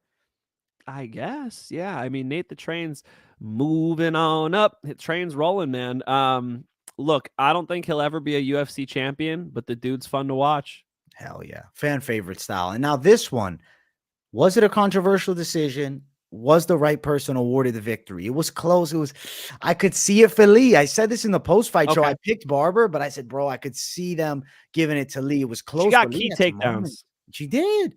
Yeah. And they took it, bro. Barber has won these close decisions. Miranda Maverick, same shit. Now Andrea Lee, same shit. Barber's right at the top now with this win, though. There's only savage matchups from here on out. Not that Right, Lee isn't good a savage, but you know what I'm saying? It's like Yeah. now you're a contender. You're no longer, I mean, you know what? Maybe Amanda Hebos versus Macy Barber next. That could maybe be it. Thinking of it. Let me see here. I'm looking up the rankings because I had them up for do Mr. it. Rosta. Yeah, Amanda Hebos I like. Michelle Watterson's above her. Veranda is above her. 25, bro. Torres. 25. I Oh, think what that's am I saying? 15. What am I looking at? Oh, of course. Because Watterson, yeah. The name, I said, wait, isn't she 15? Of course. So she's 13 if this is updated. So Casey O'Neill, Andrea Lee, Viviana Rujao. That would be fun. Amanda Hebos, of course. Yeah, they got Amanda Hebos in both weight classes. I started reading the wrong weight class. Jennifer Maya, Lauren Murphy. I think she could compete with these women. She can, like, yeah, I think she could even beat a Lauren Murphy. But And I that's feel like 7. that's up there. Yeah, dude. I'm thinking Hebos is the name that's calling me, bro. That's a matchup. But money wise, business wise, it's a risk because, like, you know, both are marketable. Someone's got to take an L. But wouldn't it be better for, you know, one of them to lose to each other than Lauren Murphy somehow beat either one of them, you know? And then, you know, that spot for Lauren Murphy just got, you know, pretty, you know, dominantly handed an ass whooping by fucking Andrade. Yeah. Yeah, it's good fights, man. No, any of these matchups that she's gonna have. I mean, all the way up. Caitlin Chikagian's number 6. I mean, I think these are all good fights for her. I don't think Macy Barber's getting blown out. Macy Barber needs to not end up on fucking bottom. If she could stop ending up on bottom, a lot of this turns around for her. You know, she's pretty good. She needs to stop giving up these positions. Agreed. Now let's keep on looking at the card. Perez Cop got canceled. Perez can't find the fight. Cop was pissed after, berated him online. He said he essentially said he's not a man. He was mad, bro. Cop was not buying it. He thought Perez just wanted out of the fight. And even at the weigh-ins, I mean, bro, Perez didn't look right. At the official weigh-ins, he looked like a fucking zombie. When I did the weigh-in show, I pulled up the picture. I said, I don't know. Something looked off. Perez, something was off. And then you look at the face off, like, you know, Cop was in his, he said I thought he said stitches from snitches in the camp, but I guess he said he had snitches in his camp. So I don't know if he knew he was injured, and then Perez pulls out fight night. Crazy. Wow. Yeah. I didn't see Cop's response. No, that's actually not a good look. You'd like him to be a little more classy. I like Cop, bro. I like that he's edgy. I actually messaged Cop on Instagram. He didn't, I don't think reply. Let's see. I fucking hit him up. I said, listen, Cop. I said, if you're interested, we want to have you on the show. Because I was like, you know what? Let me reach out to Cop. I sent it once in English, once in Portuguese, but he didn't open it. So I don't know if he's going to be replying. Justin Villegas says his eye, Cop's eye looks like he woke up to fucking Shrek in bed. Yeah, AJ put some of these pictures out there. These guys looking scared, bro. No, what was that one last week? Salvador that looked like fucking meth head. AJ had a really good one for him. That was great. And then Ego Ramos, if your cousin really is Ricardo Ramos, that's dope. My friend, Manny Vasquez, rear naked strangled him when Dana White was out there trying to bring Ricardo Ramos to the UFC. So sorry, bro. That's funny. All right, listen, I got to bring this up. Enja Kawani took a fat L, Mike Finch. And I'm just very disappointed with that lock pick. I think it was a terrible call on my end, and I face it fucking straight up. I lost money on it. I bet on it. And thinking about it, I gotta fucking step up these locks. I hit sometimes tremendously on these fucking dogs, and then I'm missing on this.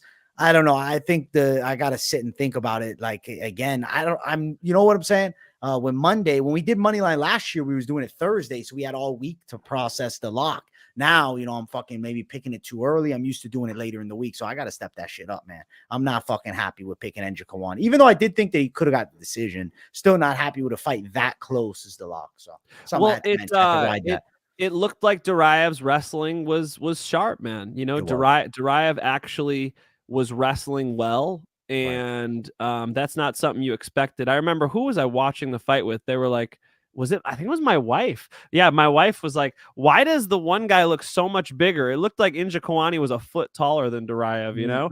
And, you know, he wasn't able to use that reach and that distance, though. Durayev put pressure on him, was able to get a hold of him. Durayev had key takedowns, man. It really drained Njokuani, I think. I thought Njokuani definitely won the third round. He definitely lost the first. Then it comes down to the second. My scorecard, I did give it to Njokuani. I thought he got the decision, but I can't really complain on a fight that close with a toss-up second round. Like, yeah, I scored it that way. One judge did too. Split decision is what it is. Looking down the card, Giles Parsons. Fucking Giles brought it, man. But Parsons a dog too. Giles. Listen, it was a fucking fight, though. It was competitive as hell. The odds made a lot of sense with these two. And Parsons hits hard. I feel like he's maybe not as technical or as quick as Giles. That's what he lacked on the stand-up. But he hits harder. Yeah, no, Parsons is a little green still, you could tell. So physically strong, and tough. You know, he was able to endure it out. But yeah, you saw the Giles looked like the veteran in that fight, man.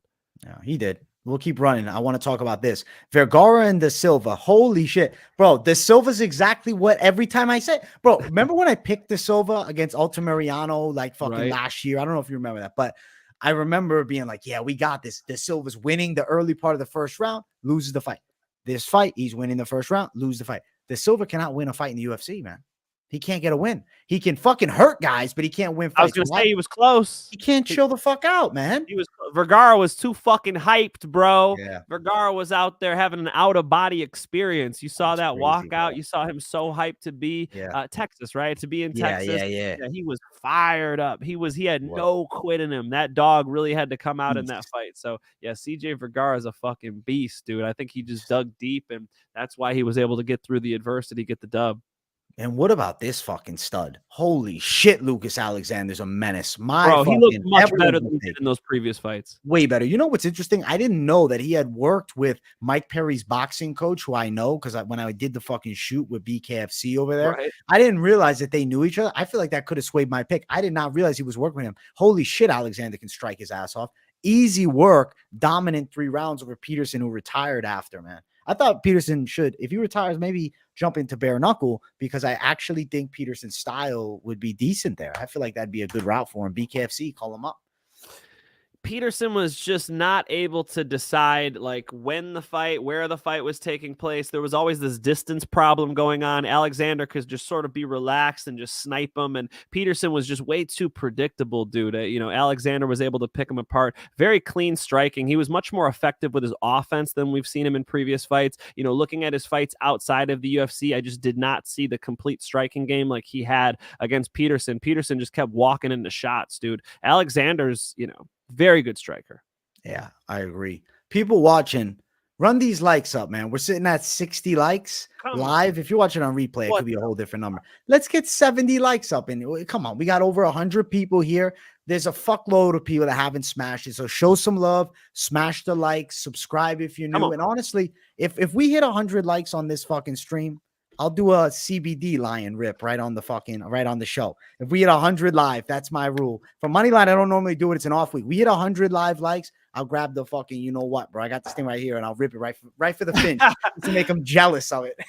I would do a shot or something fun for you guys, but I'm literally going to go train people right after this. Yeah, as soon as this show is over, I'm going to the gym. I'm training my guy Cam. I'm training my guy T-Bone. So yeah, I got work to do. And now that we talked to Dalton Rosta for an hour, I got a lift tonight, bro. I got to get a lift in, dude. I need to catch up to you guys. Let's go, bro. Come on, man. Go Rasta style, baby. Rasta, man. All right, what's this one more fight I want to talk?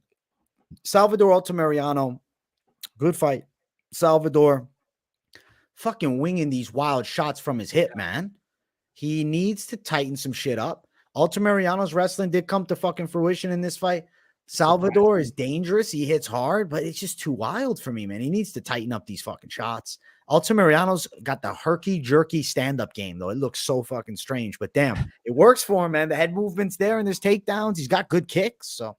for W. Yeah, the takedowns were so key. It's surprising, honestly. You know, Mm. I was like criticizing his wrestling, you know, and how he looked against Carlos Hernandez. No, his wrestling, he sharpened up, or you know, maybe Salvador's just that available for it. I'd have to rewatch to really look at the offense defense, because I didn't expect the takedowns to be so key. They certainly were. Good, you know, good win for him. He needed it.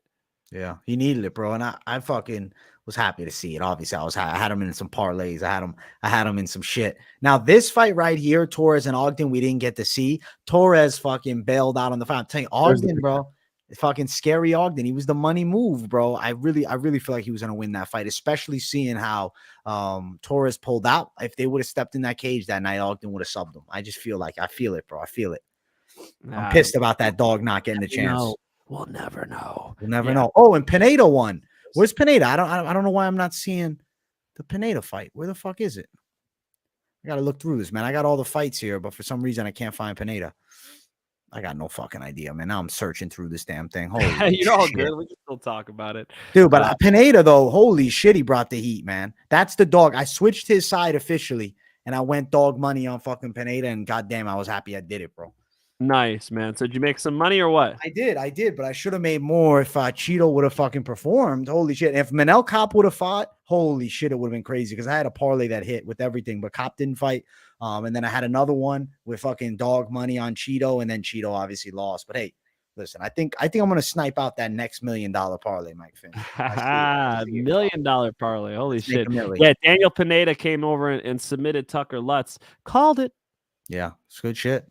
My man, Mike, it's been a pleasurable show, fucking chatting it up, talking to Rosta, killing it. It's an off week. I'm early look at Adesanya. I know you're not giving no picks away, but that's gonna be a fun fight with that. I ain't saying that. Listen, Mike Finch, that fight's gonna be tremendous. I'm dropping picks for that on Sunday. Still getting all my notes and stuff done, but I already got some picks for the card already set, so I kind of know where my head's gonna be at. But yeah, I'm dropping that Sunday. I don't want to spoil any early previews, and I want to wait to drop it, because officially I don't have a prediction yet for that fight. You know, I've early leaned Pereira. I've said this in the past. In the co-main event, I've early leaned Burns, but keep an eye on the word early lean. Very much subject to change. No official pick. That doesn't mean I've backed it with the research yet. So that research study is coming, and I'll be dropping those picks soon. I'll just say for the main event, then, I do not have a pick yet. I'm really going to have to look at what training there is available to look at from Israel Adesanya. You know, they had Craig Jones out there for the camp of Volkanovski, and I really think Craig Jones made a significant difference in the way Volkanovski was able to perform against Islam Makhachev. So if Craig Jones is out there training with Israel Adesanya, that would be really special to me. You know, Craig Jones is one of the best grapplers in the world. He's the leader of the B team, which is a joke. He's obviously the ADCC silver medalist, and a guy who, you know, I'm sure. You know what I mean? It's funny, right? I'm just kidding. B team is fucking awesome. You know, that just shows you his comedic mind. But I mean, as far as jiu-jitsu is concerned, as far as submission grappling in general is concerned, one of the top 10 best grapplers there's ever been. I mean, he is phenomenal. So him out there training, and he's more so the size of Israel Adesanya. He would feel like, sort of similar size to an Alex Pereira and Israel Adesanya. That would be so valuable for Izzy. I hope that's what he's doing. I got to look into that and see. And I just want to see what they got going on over there in general, because I see a lot more of Alex Pereira's training. You know, we have one of his coaches comes through to Bellator, and so I've seen some of the stuff they've been posting. Brazilian fella, I forget his name off the top of my head. And I know what he brings with the kickboxing. I've seen it now with the power, and we've seen him shut off Strickland and obviously put away the champ, put away Izzy Adesanya. So you kind of know what's going on. By the way, Israel did drop him in that first round, right? So they're still competitive on the feet. It'll be interesting to see what type of approach Izzy brings. That will be the difference maker for me. I've got to try to learn and anticipate what that approach will be. I think if it's a mixed martial arts approach, AJ, I think if he goes out there to not only strike, but to also clinch, to also wrestle, to also submit, if he puts all that together, that could be enough. So interested in doing that research, and I will see you next Monday to break that fucking fight down. Looking forward to it. The official picks for UFC 287. I'll be dropping them Sunday. Mike Finch is here Monday. Still this week, I got content. I got live streams Tuesday, Thursday. Wednesday, I'm thinking I want to get those PFL picks out. I got to still do some note study on that and get everything finalized, but I'm dropping PFL predictions. No promises on Bellator, but maybe. We'll see. It's not a major belt. With Dalton Rosta's fighting, of course, I'm covering the fucking Bellator card. Hey, let's go. My guy. I Hey, like thank seeing you bro. on the same page as Dalton, man. I could He's a tell good you were man. having a lot of fun. An hour? That was crazy. That was crazy. Mike, thank you for bringing a heat guest. Thank you for Of being course. here. People, thank you for watching. Run the hell out of the likes up. Subscribe if this is your first time on the channel. Also subscribe to Mike Finch. He's going to Bellator Media Day. He's going to have some questions. He's going to have That's some right. answers. And I'm excited Dropping to see content this week. I'm excited to see which Mike Finch is. I'm very excited for this. So guys, stay tuned on Finch's channel because he's got some fun shit coming. Thank you, brother. Yes, we'll be dropping content this week. It'll be Wednesday morning. I'll be over there talking to Kat Zingano and Leah McCourt and the big man Daniel James, who I already did an interview. It's already up on my channel live right now, talking to him about this Marcelo Golm fight. So be talking to everybody, and you see people around. I mean, a lot last time Islam Makhachev obviously was out to go corner. His boy. His essentially family member, right? But teammate Usman Nurmagomedov. So we'll see who's hanging around, and I'll try to get some content for you guys. We'll be dropping it on the channel. Always appreciate you posting that, AJ. Hope you guys enjoyed the interview today. We certainly did. Yeah, it was a blast, guys. Much love. We will see you all in the next one. Peace.